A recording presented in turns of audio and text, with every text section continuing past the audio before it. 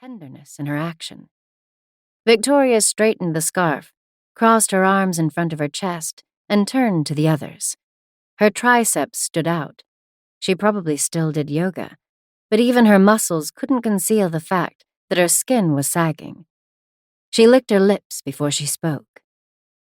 I was downstairs getting everything ready for the catering staff. It must have been just before 11. Magnus timed it so that nobody would find out. She only had eyes for Malin and Robert, and there wasn't as much as a flicker in them. I immediately called Niels. News about Magnus's suicide could potentially ruin the firm if we don't handle it properly. So, we decided to wait for you before taking further action. But that's insane. Malin couldn't believe what she was hearing. The rising anger helped her fight the paralyzing emptiness threatening to overtake her completely.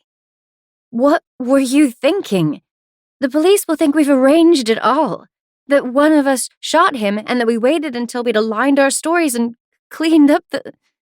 She shook her head, still not looking in the direction of the desk. Sit down, will you?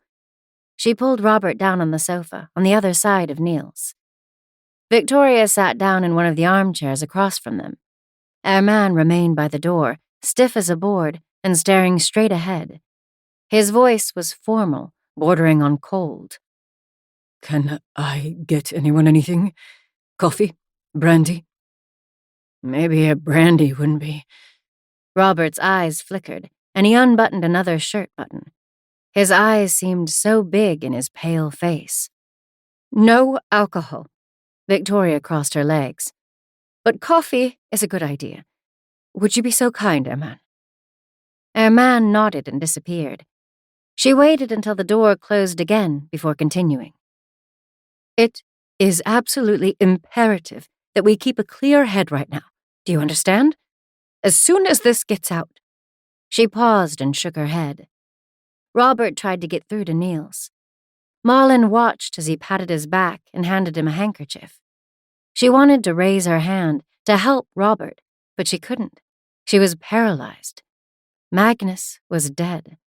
Balder's grandfather, who would have met the latest addition to the Askehave family for the first time today. It was all a blur in her mind. She was unable to think straight, or so she thought, but there it was. She had no idea where it came from. It just popped up out of nowhere. The question.